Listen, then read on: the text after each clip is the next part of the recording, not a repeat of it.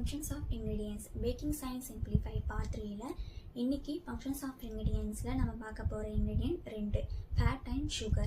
Packing ரெசிபீஸ்லையும் first நம்ம wet இன்கிரியன்ட்ல இருந்து தான் ஸ்டார்ட் பண்ணுவோம். வெட் இன்கிரியன்ட்னு வரப்ப நம்ம மோஸ்டா பட்டர் அண்ட் சுகரை வந்து பீட் பண்ணுவோம். இந்த ப்ராசஸ்க்கு பேர் தான் creaming of butter and sugar. நீங்கள் எல்லா டைமே நோட் பண்ணியிருக்கீங்களா, பட்டர் கூட நம்ம சுகரை ஆட் பண்ணி பீட் பண்ணுறப்ப பட்டரோட எல்லோ கலரில் இருந்து அது பேல் எல்லோ கலருக்கு மாறுது. அதுக்கு ரீசன் என்ன தெரியுமா? பட்டரில் நம்மளுக்கு அதிகமாக இருக்கிறது ஏர் பாக்கெட்ஸ்.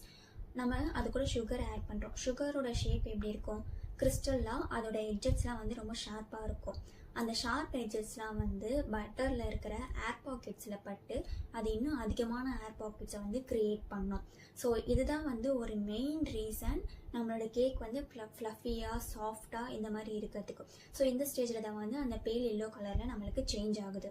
பட் எல்லா ரெசிபீஸ்லேயும் பட்டரை மட்டுமே நம்ம வந்து யூஸ் பண்ணிகிட்டு இருக்கல, அதுக்கு ஆல்டர்னேட்டிவாக ஆயிலு, மார்கெயின் அதெல்லாம் வந்து நம்ம யூஸ் பண்ணிகிட்டு இருக்கோம். பட்டர் அண்டு மார்கெயினோட ஸ்ட்ரக்சர் மட்டும்தான் நம்மளுக்கு வந்து சாலிடில் இருக்கிறோம். ஸோ அது கூட நம்ம வந்து சுகரை சேர்த்து பீட் பண்ணுறப்போ மட்டும்தான் நம்மளுக்கு வந்து கரெக்டான அந்த ஃப்ளஃபி ஸ்பாஞ்சி டெக்ஸ்சர் வந்து நம்மளுக்கு கிடைக்கிது. ஆயில் கூட நம்ம சுகரை பீட் பண்ணி வரப்போ அதோட அவுட்புட் வந்து நம்மளுக்கு அந்த மாதிரி இருக்கிறது இல்லை. ஸோ எதுக்கு ஆயிலை யூஸ் பண்ணணும், எதுக்கு வந்து பட்டர் யூஸ் பண்ணணும், அதை வந்து நீங்கள் கரெக்டாக தெரிஞ்சுக்கோங்க. நான் என்னுடைய பர்சனல் ரெசிபீஸில் ஆயிலை வந்து ஸ்பாஞ்ச் கேக்குக்கு வந்து நான் யூஸ் பண்ணிப்பேன். ஏன்னா நம்ம வந்து கேக்கை வந்து ஐசிங் பண்ணி நம்ம ஃப்ரிட்ஜிலலாம் வந்து ஸ்டோர் பண்ணுவோம். ஸோ நம்ம எந்த ஒரு ஐட்டம்ஸ் எல்லாம் வந்து ஃப்ரிட்ஜில் ஸ்டோர் பண்ணுறோமோ அதுக்கெல்லாம் நான் வந்து ஆயில் வந்து ப்ரிஃபர் பண்ணுவேன்.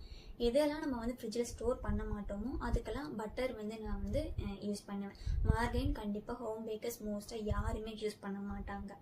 பட்டரை வந்து நான் ஏன் ப்ரௌனீஸில் வந்து யூஸ் பண்ணுறேன் அப்படின்னா, ப்ரௌனியை ஒன்ஸ் நான் பேக் பண்ணுறதுக்கப்புறம் நான் அதை ரெஃப்ரிஜரேட் பண்ணவே மாட்டேன். பிகாஸ் அதில் சேர்த்துருக்கிறது பட்டரை நம்ம நார்மலாக ஃப்ரிட்ஜில் வச்சா அது கட்டியாகும். ஸோ நான் பட்டர் ஆட் பண்ணி செஞ்ச ப்ரௌனியை ஒன்ஸ் ஃப்ரிட்ஜில் வச்சேன்னா அது கட்டியாகும். அப்படி வச்ச ப்ரௌனியை நான் ரீஹீட் பண்ணால் மட்டும்தான் என்னால் சாப்பிட முடியும். அப்படி ரீஹீட் பண்ணாமல் சாப்பிட்டா கண்டிப்பாக அதோட டேஸ்ட் வந்து கொஞ்சம் கூட நல்லாவே இருக்காது. ஸோ நான் பர்சனலாக இந்த சயின்ஸை கற்றுக்கிட்டு நான் என்னுடைய ரெசிபீஸில் ட்ரை பண்ணது, ஆயில் வந்து ஸ்பாஞ்ச் கேக்கில் யூஸ் பண்ணுவேன், பட்டர் வந்து ப்ரௌனீஸில் வந்து யூஸ் பண்ணுவேன். அடுத்த இன்க்ரீடியண்ட்டை நெக்ஸ்ட் வீடியோவில் சொல்கிறேன். Bye, thank you.